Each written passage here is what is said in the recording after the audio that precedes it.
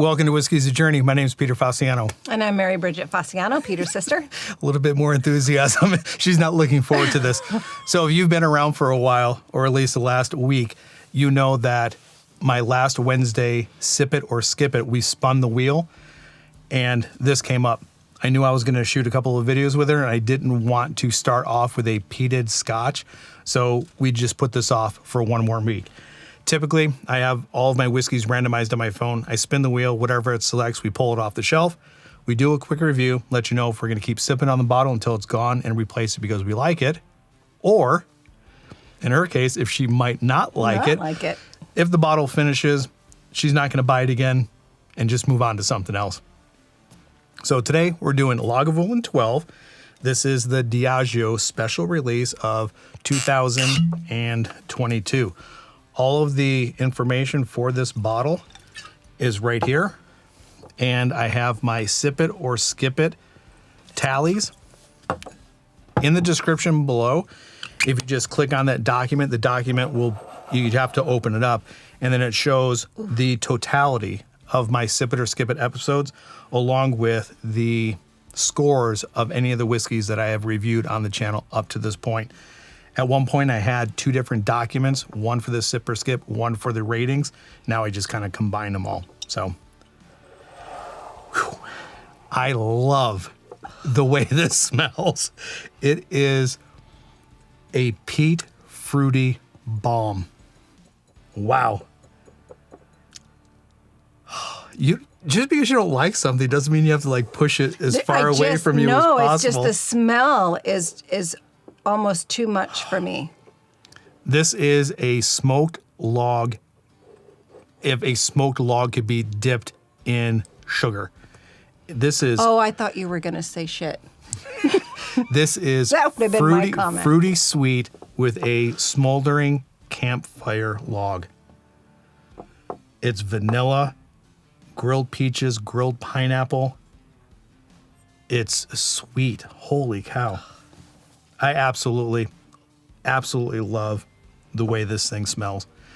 So, Diageo, love them, hate them.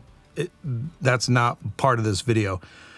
This is coming in at, and you have got better eyes than me, 57.3% ABV. And it distilled and matured. Can you read what that says? The special releases are from a combination of virgin oak casks and our smokiest reserves. Does that say smokiest? Smokiest reserves. Yeah. You already saw it because I put the information up there. But every year Diageo comes out with their special releases, and I think there are 6 or 7 bottles within their special releases. They're not cheap. I mean, this bottle was $154.99. I have a Mortlock from this coming out next month as far as a Monday. Actually, I think it's going to be this. It'll be this month in May. I have the Mortlock. It's right down there. Is that the name of a whiskey? Mm-hmm. Oh, okay. So I have the special release 2022 of the Mortlock coming up this month as well. It was just random that this came up on the wheel. But they're expensive, and they get more and more expensive each year. But I think the consensus is within those releases, I think the Lagavulin could be one of the better releases within that, the special release from Diageo. This is settling down. It's not as offensive as when we first poured it, or as when you first poured it, because I didn't touch the bottle. It's not the Band-Aid peat smell that I hate.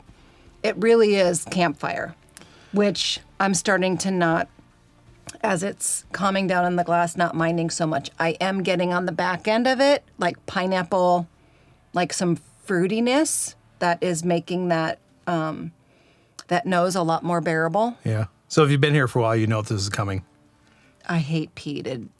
Peated whiskeys, for me, fall into 3 categories. The one side is definitely going to be Band-Aid, iodine, medicinal, tarry kind of note. In the very center is a pretty good balanced peat note that is campfire, smoke, smoldering log, like you dump water on it at the end of a camping trip. And then at the very other end, way opposite of the Band-Aid and iodine, would be smoked meats, where you get that deep, rich, smoky, savory side of things. That's this. And I was going to say, Lagavulin does not tend to be on the Ardbeg smoky side. This falls directly in the middle of a campfire smoke. Yeah. And if you were, again, I don't know if this would make sense or not, or even if this would be possible, but if you were to throw sugar on a log and just have it steam, that's what I get here. It's a sweet smoke. It's a sweet smoke note. To me, when you said that, I think of creme brulee. Yeah, I When can you see say, I can like, see sugar creme brulee on in a here. log, like when you burn sugar. All right. Okay. Enough talk.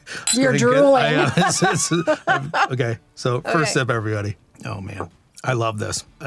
Of all the Lagavulins that I've had, some of the Offerman editions are pretty good, but I think this has to be my favorite Lagavulin that I have in my collection.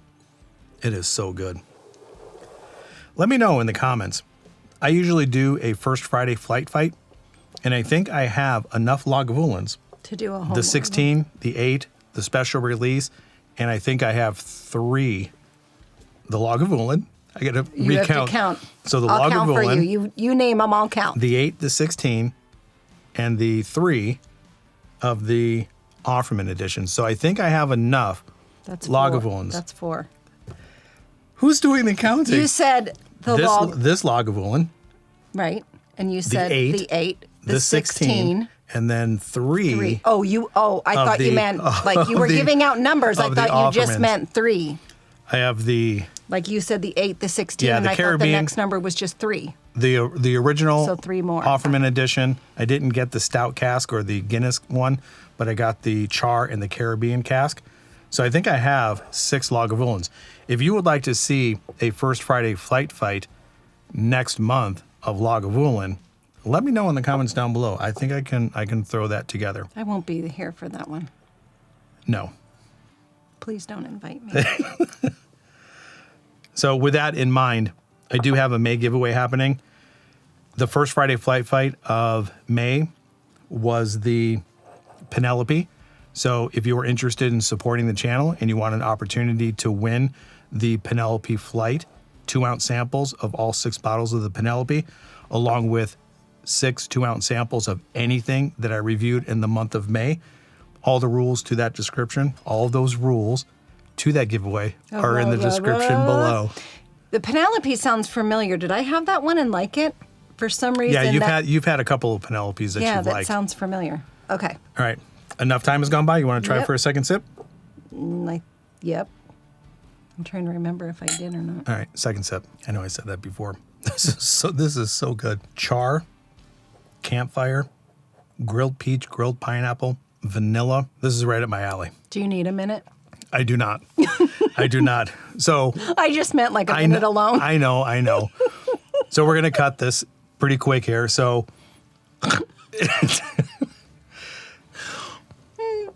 So based on my reaction, you absolutely already know that this is going to be a sip for me. I see these on the shelves, and I might not necessarily pick up this individual 2022 release, but if this bottle is finished, if I finish this rather quickly or soon, I will be looking for another Lagavulin 12 Diageo special release to replace this bottle. If I can find this one, I'll do it. If I can find another one, I'll pick that one up as well. So this is a sip for me. If you had to have a peated scotch, Oh, you felt you needed to preference if that? you had to have a peated scotch in your collection, let's just say it's not my collection. If you had to have a peated scotch in your collection, Would I put this in my collection? would this be something that you would put in there? Yes. Oh, I don't even have to explain anymore. No. From all of the peated scotches, is it only scotch that's peated? No. Okay. From all of the peated whiskeys that I have tasted, this is probably my favorite. It does not have that offensive, overpowering peat that I hate. It kind of reminds me of maybe eating a s'more Oh. while camping because it has that charry flavor of the campfire along with the sweetness of the marshmallow. Not that this tastes like marshmallow, but you know what I'm absolutely. saying. It was not as offensive, let's just say, as I thought it was going to be. Like I thought that I was going to want to like gargle with Listerine after this because I was afraid of the aftertaste that it was going to leave. And I honestly don't feel that way. I didn't hate it. I could see that. That's a win. It is a win. Like, honestly, I could see that once I start to kind of, my palate starts to adapt to peated, I could see really liking this because, I mean, I do like camping and I do like the smell of campfires. I don't like the smoke in my face, but I do like that. You wouldn't drink this camping, though. No. You specifically, even I though would not you drink like it camping because it would be too intense along with the campfire. It would be too much of that smoke.